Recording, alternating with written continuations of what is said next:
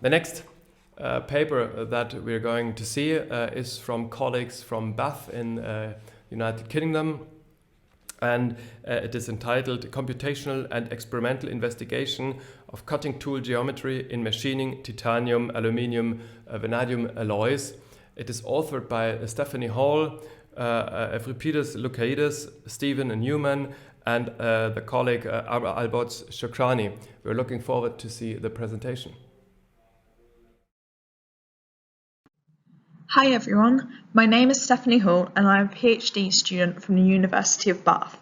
I'm going to present my paper titled Computational and Experimental Investigation of Cutting Tool Geometry, Machining Titanium 6-4. Choosing the appropriate cutting tool geometry for machining difficult to cut materials is an expensive and time-consuming task when using experimental trials. In many cases, the appropriate cutting tool is not chosen. Currently, in many industrial settings, cutting tools are designed and manufactured by numerous and often blind experiments.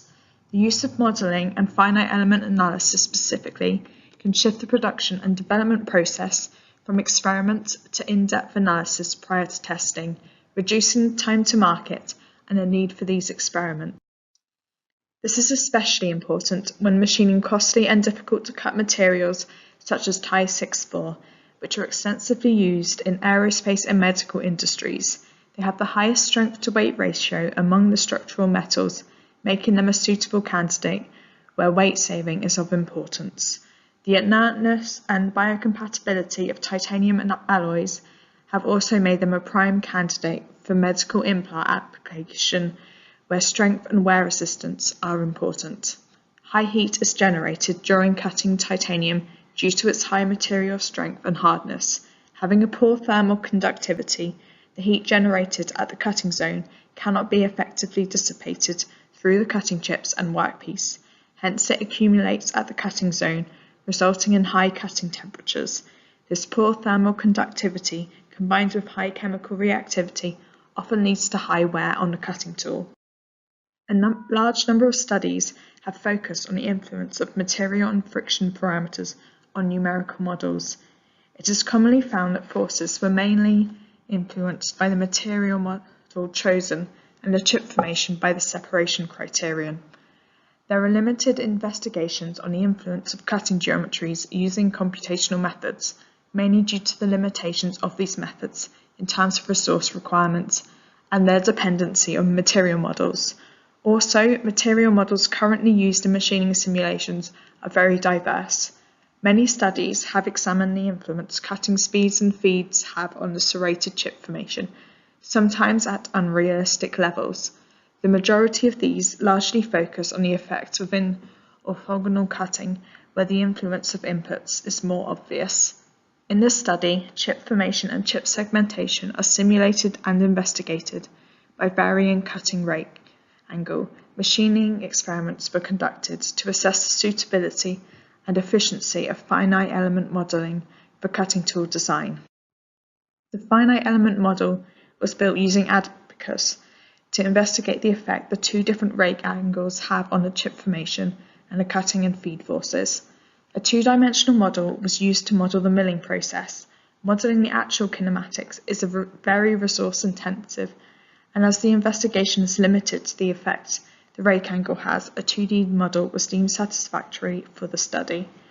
Initial models were developed that simplified the workpiece to a small rectangular section that had depth of cut equal to the feed per tooth and a reduced cutting edge radius so that the tool can move through the workpiece easier due to being closer to the height of the sacrificial layer. The upper and lower sections of the workpiece are separated by this layer, which allows element deletion to aid the separation of the upper section, the chip part, from the workpiece. Later model developments modified the top surface of the workpiece to account for the varying and deformed chip thickness during milling. The top surface takes the approximation of a sinusoidal profile. The tool and workpiece were both taken to be deformable. The Lagrangian formulation was used to incorporate the fracture process and model the sawtooth chips common to the machining of Ti 6-4, and also allows the modelling of incipient to steady state. To represent the elastothermo-visco behaviour of the workpiece, Ti-6-4, the equivalent flow stress is calculated by the Johnson-Cook constitutive model. There are several sets of parameters for this alloy within literature, as well as use of other models for the material behaviour, such as modified Johnson-Cook models and microstructure-based models. 3 different sets taken from literature were compared based on the outputs for forces and chip geometry for the simplified model. The Coulomb friction assumption was used within these models. Despite its inaccuracies compared to the physical behaviour of the tool and workpiece interaction, this approach has been widely used and has been shown to be acceptable for low cutting speeds. Damage within machining is generally assumed to be composed of 2 steps: the damage initiation and the evolution of this failure leading to fracture. The initiation is governed by the cumulative damage law. Once this reaches 1, the material element is considered failed and deleted. The equivalent plastic strain in the failed element is calculated by the Johnson-Cook ductile failure model, and these fracture parameters commonly used for Ti-6-4 are taken from literature. For the failure evolution step, the energy-based failure criterion is used. The fracture energy, the energy required to form a unit area of crack, can be calculated by this function for the plane strain condition. For this model, different formats for the fracture energy criterion are taken in each section of the workpiece. In the upper part of the workpiece, the chip section, an exponential evolution is given, and in the separation layer, a linear damage is defined, where this value is also taken to be lower than the fracture energy to enable the chip to form easily by these elements failing quicker. Failure parameters were found to be one of the biggest contributors to the variation in chip morphology and forces within the simulation, so it's essential these parameters are tuned to align with experimental results.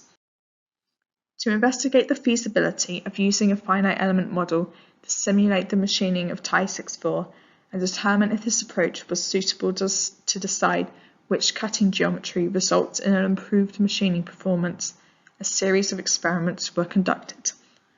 Experiments performed on a Bridgeport CNC milling center under dry machining conditions. The machining parameters are displayed in this table. Chips were obtained from each machining experiment to be observed under a microscope to look at their general geometry and form. A selection were embedded within resin, which was ground and polished to obtain a cross-section of the chips. Looking at the cross-sections, the inner surfaces of the chips from the 12-degree rake appeared much more irregular and did not display distinct teeth like the chips obtained from the 14-degree rake did. However, this is likely to vary depending on where the cross-section is taken from the length of the chip. Likewise with the area and length of the chip cross-sections, these may vary throughout the length. So to characterize these chips and provide comparison with the simulated results, the average chip thickness, heights of peaks and valleys, and the distance between teeth or pitch were quantified. This figure shows the different chips formed from the initial model comparing the Johnson-Cook parameters for the straight workpiece. Clearly the shear band spacing and frequency varies between each model, whilst there was a clear distinction between the chips produced using 12 and 14-degree rake angles. Experimentally, the simulation results were less distinct. From the chip formation produced, set 2 of the Johnson-Cook parameters was chosen based on the average peak-to-valley ratio and pitch. The experimental chips had an irregular pattern to the shear band spacing and had cracking through the width of the chip thickness at some points, which set 2 also displays. The chip formation for this set, using the varying workpiece geometry and increased edge radius, is shown in this figure. There was a larger difference in pitch and peak-to-value ratio, which was due to the increase in chip curvature radius, thus separating the teeth. The morphology can be seen to be highly irregular in chip curvature and formation of teeth, which highlights the impacts that tool wear could have on the chips, a consideration that should be made in future work. One thing that the simulations didn't reflect well was the chip thickness produced, not even obtaining half the thickness produced experimentally. Clearly, there was a lot more dynamics that should be taken into account when modelling the milling process. Comparing the results between the 2 models, the increase in edge radius has clearly affected the force output. The feed force also had a larger contribution to the average force for the larger edge radius. Power consumption outputs were obtained from the machining experiments. On average, 280.64 and 275.51 watts was used for cutting material using 12-degree and 14-degree rake angle. No statistically significant difference was detected between these outputs, however. On average, the forces increased between 0.9% and 2% in various models when decreasing the rake angle by 2 degrees. So although not statistically significant, the power consumption was increased by 1.8% as a result of decreasing rake angle, which is in line with the simulations. This difference in cutting forces is regularly backed up by literature. When comparing the rake angle within a cutting process, an increase in rake angle is related to a decrease in the cutting forces and heat generated by friction due to the sharpness of the tool increasing and the tool chip contact length decreasing. Tool life tests with these cutting tools were also performed, where the tool life criterion was set at 300 microns average flank wear.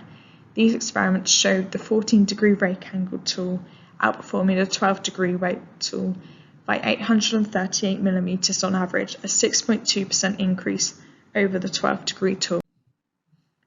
To summarize, we investigated if validated data models from 2D analysis can be extended to complex milling operations without adding to the computational requirements. The use of computational models for design of cutting tools and machining processes can reduce the resource consumption and environmental impact by significantly reducing the number of experimental tests. Modelling can lead to an improved understanding of the underlying mechanisms that cannot be directly observed, and despite the differences between the computational and empirical results, it can be helpful in providing a direction for the optimization of the cutting geometry. Finite element methods can also help make informed and data-driven decisions for planning machining experiments. Modelling shifts the production and development process from costly experimental work to in-depth analysis prior to testing, reducing the time to market and need for experiments. However, there are a few limitations and assumptions brought up within this work, and these will be addressed within future studies. Further investigation is needed to develop a robust material and friction model for machining. Material models chosen were taken from published literature, which was validated by the authors. Results indicate that the validity of these models is limited to the specific setup conditions and are not necessarily reproducible. Further studies are required to develop global models that represent the full material behaviour. The finite element modelling approach needs to be improved, moving to 3D models, as 2D models are limited in what they can explain regarding the complex milling process. The full formation of the chip during milling operation will need to be investigated to fully understand the chip formation. Chips produced from a milling process are a lot more irregular and unpredictable in comparison to operations like turning, and the thickness of chips produced in milling varies throughout due to the inherent characteristic of cutting in milling operations. Extended simulation time with finer mesh geometry will also be investigated, and temperature and cutting force measurements will be used to validate computational results with experiments. So thank you, Stephanie Hall, for doing the presentation, for handing in the paper about this simulation approach. We're now trying to get Stephanie Hall live here into that session for some question and answers. So thank you. Hello, Stephanie. Welcome to Bath from Berlin. Nice to have you here. Can you hear us? Yes, I can. Thank you. Great. So thanks for doing the paper. Thanks for doing the presentation. We have received a question regarding the simulations. So the question was, you were doing 2D finite element modeling and you were doing 3D machining modeling. Can you bring these two worlds together for us again and tell us about the approach and the strategy that you have used in there? Okay, so obviously using a 2D method to simulate the 3D process it's not that accurate, and it can't completely represent the kinematics of the real process. But the general idea was just to compare the ratio of the output parameters instead of relying on actual true values from this output. So 3D modeling of the process does require really high computational power and is prone to singularity issues. So it could take a long time to simulate and compute. So I've used a simplified 2D model just to reduce the computational resources and see if I can get that comparison between different tool geometries and see if that can sort of give some insight into how the process might behave in real life. Thank you very much for the answer. As far as I understand, in brief, it's a trade-in of computing power versus the complexity that you use there. Okay. Do you plan to extend that in the future? Definitely, yeah. So I really want to look at more of the 3D chip morphology, just to really increase the accuracy. Okay, so thanks for that comment. I'd like to have a second aspect that I want to ask you. Also, the reviewers were interested in so the simulation results versus the experimental data. Can you comment on how far you got so far to get that fit to each other, and what you plan to do in the future to get that more closer together?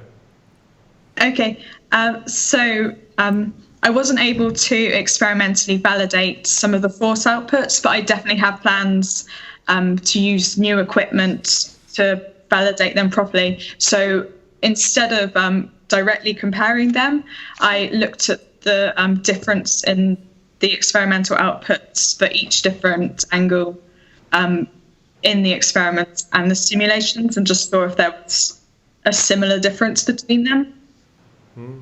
Okay. Thank you very much. We have a bit of time for another question. So can you comment on the project context and the project motivation that is behind your work?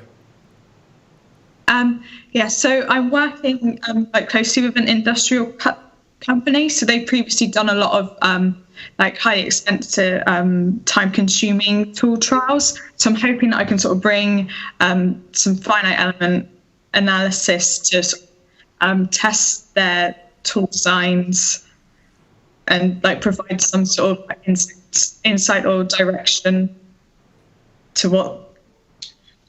Sorry. Okay, so there was some glitches in the audio. So could you just repeat the last sentence?